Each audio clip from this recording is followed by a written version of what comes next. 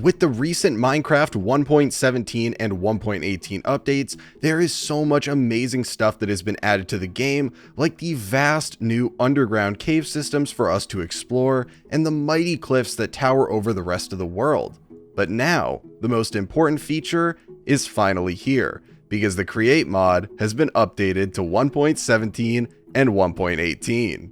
With Minecraft recently updating to 1.18, it should be no surprise that Create is also receiving an update to both 1.17 and 1.18, and along with that comes a bunch of new features, changes, and removals that we'll be going over today. So grab out your wrench and your toolbox, because we're going to be covering all of it. So let's take a look at the most exciting stuff first, the additions. With this update, the item vault was added into the game, which can store large quantities of items, but you cannot manually access them. Any component of item transfer can import and export items both into and out of the item vault, and the item vault itself can be expanded with more item vaults to vastly increase its capacity. The pulse extender was also added, which can extend a redstone pulse by a set amount of time all the way up to 30 minutes. This time can easily be changed simply by scrolling while looking at the extender. Encased cogwheels and encased large cogwheels were also added into the game. Much like encased shafts, these can be made by using an andesite or brass casing on the cogwheel itself. And one of the huge perks of making these is it looks really nice and it does not consume the casing when you use it on either of the cogwheels. Crimsite, azurine, viridium, and ochrum were also added into the world generation. These are fancy looking blocks that you will find while you're mining that can be processed similar to ore for a chance to get crushed ore and nuggets.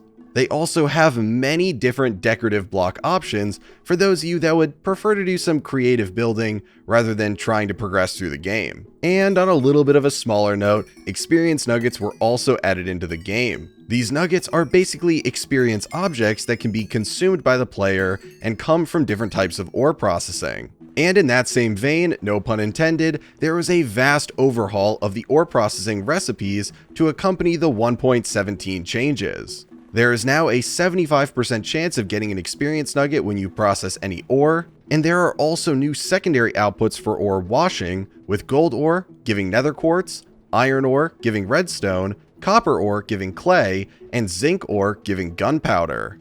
Now, while that is it for all the additions, we're not done yet. There are a bunch of changes that come along with this, so to touch on the most important ones, mechanical belts no longer have a stress impact, which is awesome, especially if you are running very high-speed systems. Portable storage interfaces were also moved to the andesite tier, making them significantly easier to get early on.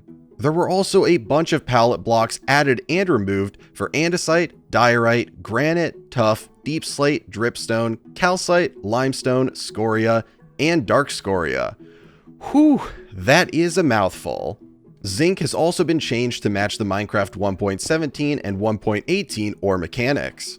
On top of all of that, there are a ton of other small changes. I'm not going to go over those specifically, but I will link the changelog in the description of this video if you want to see each and every one of them line by line. Now to talk about the removals, some of which are a little bit saddening, but others are pretty cool because they got replaced by new fun stuff. The adjustable repeater has been removed, the pulse repeater has been removed, the old adjustable pulse repeater has now become the new pulse repeater, so there is still a pulse repeater, but it's a new, fancier version. The adjustable crate has been removed. The Create version of copper ore and copper ingots have also been removed, and they've been replaced in recipes with the base Minecraft copper ore and ingots that was recently introduced. Much like regular Minecraft's copper ore now, Create's decorative copper blocks have different oxidizing stages. And finally, gabbro, dolomite, and weathered limestone have all been removed from the game. So that is pretty much it for the 1.17 and 1.18 Create mod update. It's being listed as 0.4, but there are not as many changes as there were from 0.2 to 0.3 because the devs wanted to get this out as soon as possible so that you all could play with it on the new versions since they have so many cool things in it that people want to try out.